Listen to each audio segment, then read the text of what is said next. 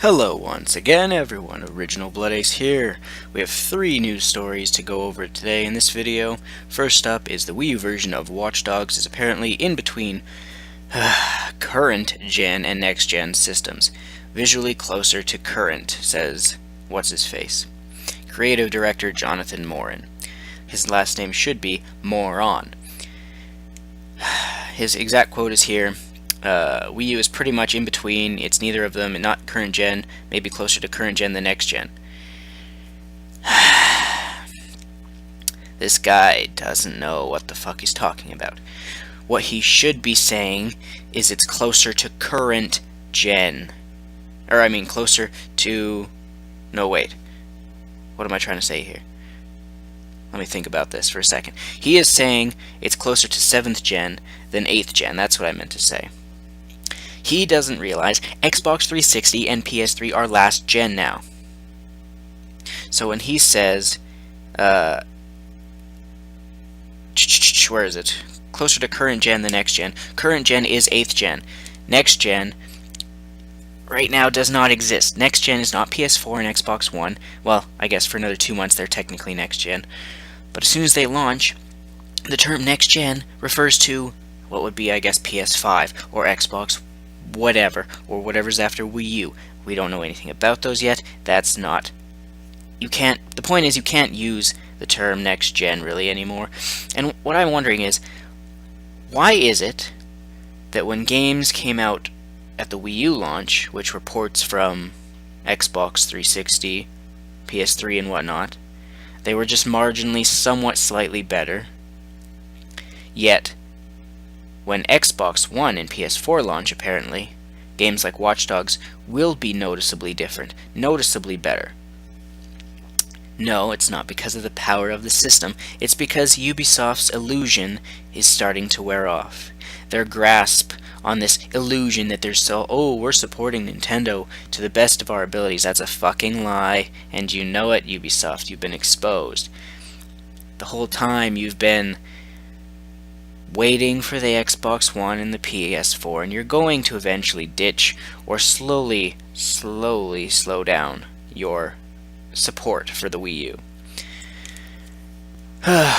Remember games like Assassin's Creed 3 on the Wii U at launch?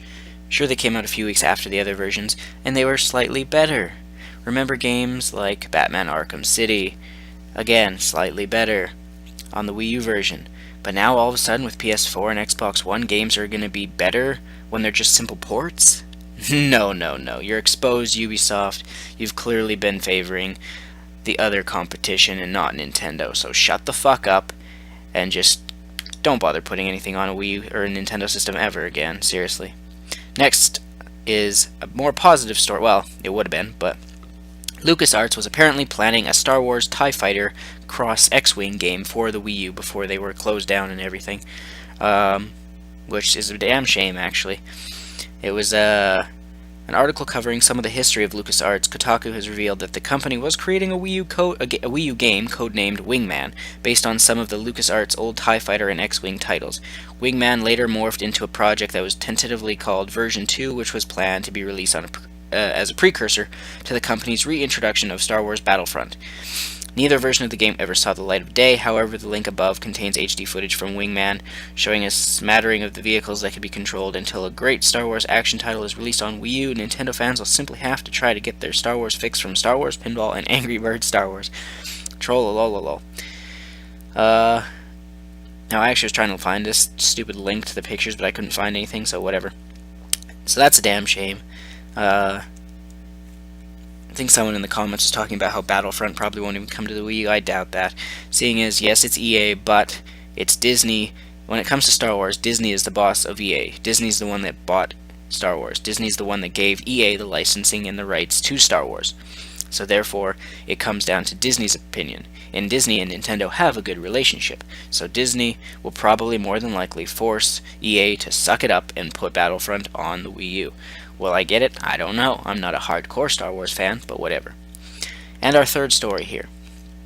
The most interesting of the stories. Nintendo purchasing large stake in face and voice recognition technology developer Pux. So I'll go over this a bit. Nintendo's purchased a large stake in Pux, a subsidiary of Panasonic. Pux was created, or PUX, I'm not sure how you pronounce it, was created by Panasonic in April of 2012. According to the Nike or whatever, Pux's main focus is developing face and recognition technologies, which Nintendo reportedly plans to use toward increasing the usability, of user interfaces for future game systems. Interesting.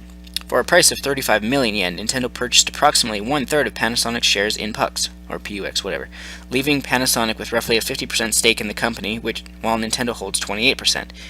Members of Nintendo's own staff plan to join associates of Pux to work hand-in-hand in fashioning new technologies for Nintendo.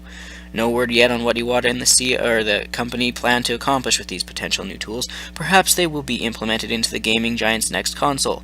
Nintendo has certainly been embracing new technologies lately in order to help advance its consoles. So, what does this mean? More than likely, what the guy said. The next system after the Wii U, more than likely, is what it'll be all about.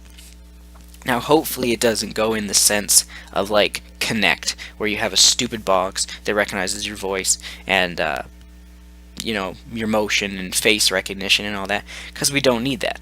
But, knowing Nintendo, it would probably be something weird, something that we wouldn't be expecting, something that would surprise us. I'm not sure how. Maybe a game you play entirely with your face and your voice, I don't know, just with your head, I don't know. Maybe even a virtual reality helmet. Oh, what about that? I don't know. But either way, it's an interesting story. Be interesting to see where Nintendo goes with that. So I guess with that wraps up our 3 stories. This, as always, is Original Blood A. Stay tuned, more videos coming soon.